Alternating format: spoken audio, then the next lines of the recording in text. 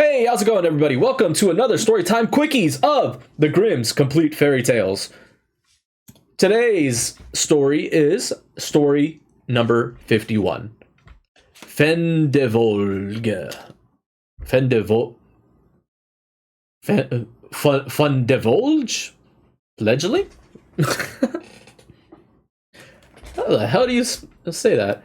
Fundevogel. Fundevogel? Fledgling. This is going to be a short story time. Sorry again for anybody that's watching the YouTube. I haven't uploaded in a couple days, but I promise I am going to be uploading more consistently. Just because right now it's finals, so I'm trying to finish up a lot of extended work that needs to get done. So if you do want to check out more, there should be a video at the end of this video. There's going to be a little playlist that pops up right here on this side. You can check out all the Storytime Quickies on there. There's about 50 plus stories that we've worked on or read so far. So go over there and check that out. There's going to be an upcoming big one, Little Snow White, coming up on Friday. So make sure to check that out soon. If you're watching and want to watch live, make sure you check out the Twitch, twitch.tv/stigmas, XOXO.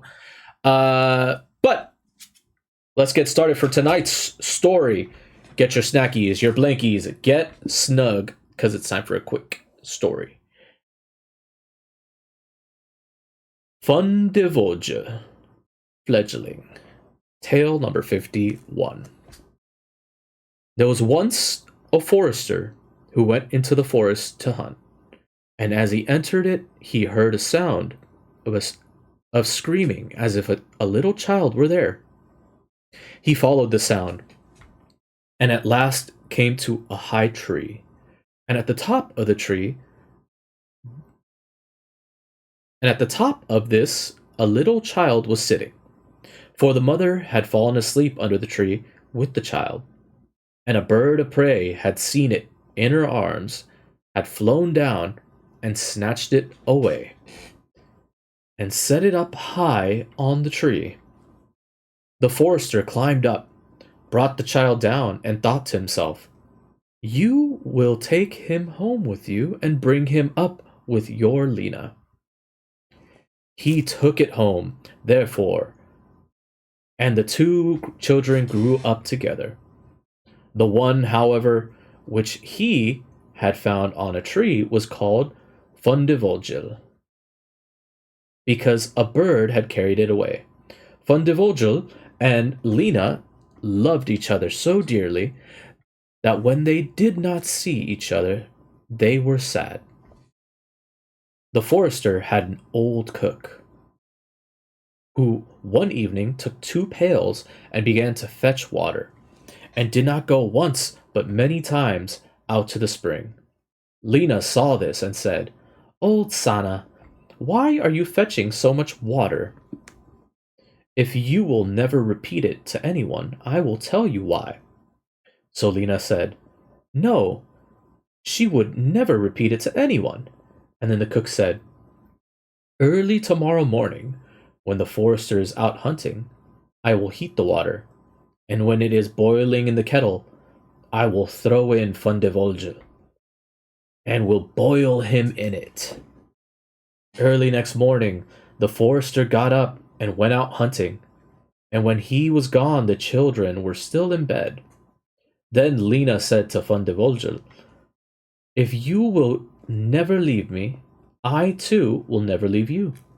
Fundevogel said, "Neither now nor ever will I leave you."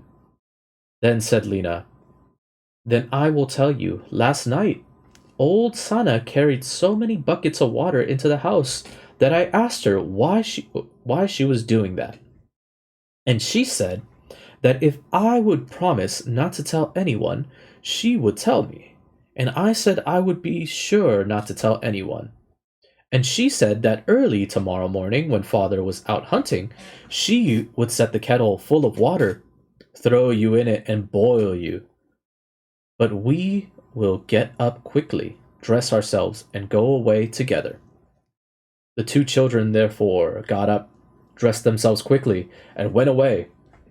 When the water in the kettle was boiling, the cook went into the bedroom to fetch Fundevogel and throw him into it. But when she came in and went to the beds, both the children were gone. Then she was terribly alarmed, and she said to herself, "What shall I say now when the forester comes home and sees the children are gone? Quickly, they must be followed and brought back again." Then the cook sent 3 servants after them, who were to run and overtake the children.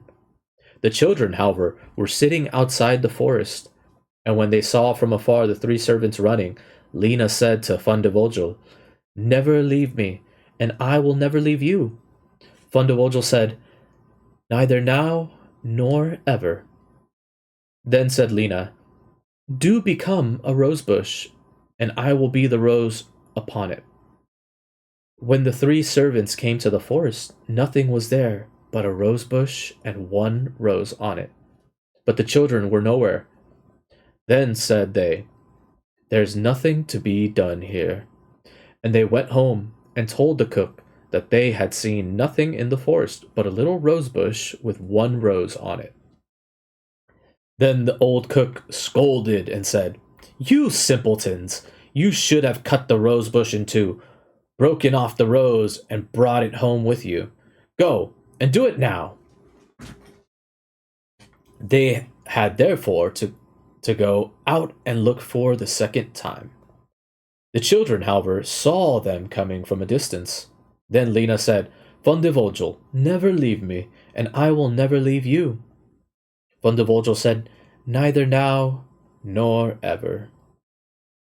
Said Lena, "Then you become a church, and I'll be the chandelier in it." So when the 3 servants came, nothing was there but a church with a chandelier in it. They said therefore to each other, "What can we do here? Let us go home." When they got home, the cook asked if they had not found them. So they said no, they had found nothing but a church, and that there was a chandelier in it. And the cook scolded them and said, "You fools! Why did you not pull the church to pieces and bring the chandelier home with you?" And now the old cook herself got up and went with the 3 servants in pursuit of the children. The children, however, saw from afar that the 3 servants were coming, and the cook waddling after them. Then said Lena, "Fundevogel, never leave me, and I will never leave you." Then said Fundevogel, "Neither now nor ever." Said Lena, "Be a fish pond, and I will be the duck upon it." The cook, however, came up to them, and when she saw the pond, she lay down by it, and was about to drink it up. But the duck swam quickly to her, seized her by her head in its beak, and drew her into the water. And there the old witch was to drown. Then the children went home together, and were heartily delighted. And if they are not dead, they are living still. And that ends the tale. 51. Fundevogel Fledgling. What'd you guys think of that story? Wasn't too bad. I actually kind of like that one. It's a little quick. It skips out on a lot of details here and there, but other than that, classic fairy tale story, right? For next time's reading, we're going to be having Tale 52, King Thrushbeard. So look forward to that. We have one more storytime tale, which is going to be tomorrow. And then on Friday, we're going to be doing Little Snow White, which is going to be tale number 53. So look forward to that.